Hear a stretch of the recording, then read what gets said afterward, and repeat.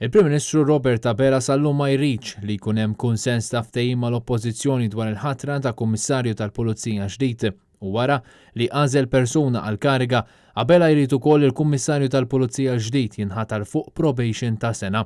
Il-Partit Nazzjonalista diġà żvela li mhux se jkun qed jipparteċipa fi smigħ parlamentari għal ħatra tal-Kummissarju tal-Pulizija. Jikkummenta s-Segretarju Ġenerali tal-Partit Nazzjonalista Francis Zamid Demek. Aħna ma ridux paraventi, aħna ma ridux affarijiet tal-atta parsi. Huwa ċar minn kif qiegħed jaġixxi Robert Abela li dan ilu deċiż x'irid jagħmel, irid jibqa' dej kif kien.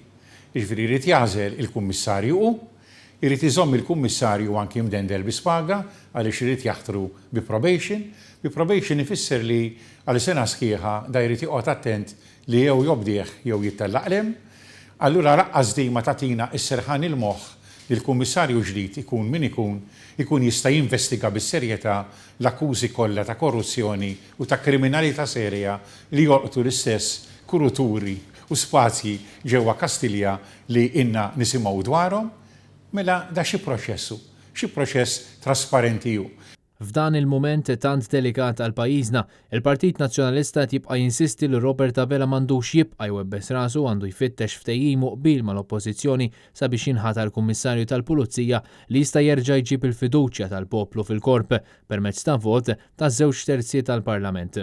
Fl-intervista, Francis Zamid Demek tkellem ukoll dwar allegazzjonijiet serji li ħarġu fil-qorti fil-konfront tad-deputat mexxej Laburista Chris Cardona kif ukoll l-eks kummissarju tal-Pulizija Lawrence Kutajjar illi ġie sospiż mill-impjieg tiegħu fil-Ministeru tal-Intern bħala konsulent.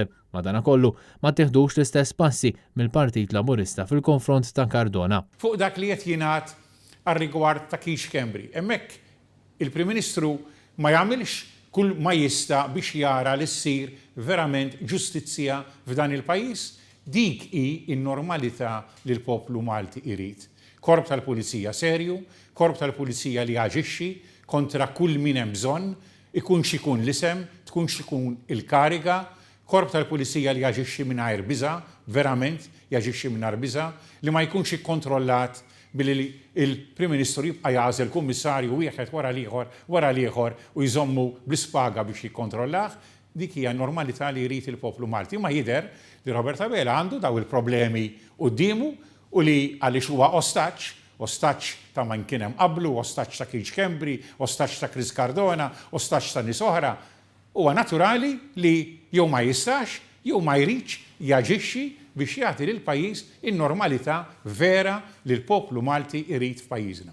Intant, wara li Robert Abela għażel lil Angelo Gafà bħala l-persuna li jrid fil-pożizzjoni ta' kummissarju, l-Ispettur Sandro Camilleri li kien wieħed mill-14 li applikaw għall-kariga stqar li ma ntbatet l-ebda email jew komunikazzjoni biex tgħidilhom li ma ntażlux mill-kabinett. Sandro Camilleri spjega li sar jaf bl-għażla ta' Gafà minn fuq il-medja fil-fatt għadni ċassat sa issa għax dan disrispett nieqat ma stennejt, stqar l-Ispettur Camilleri.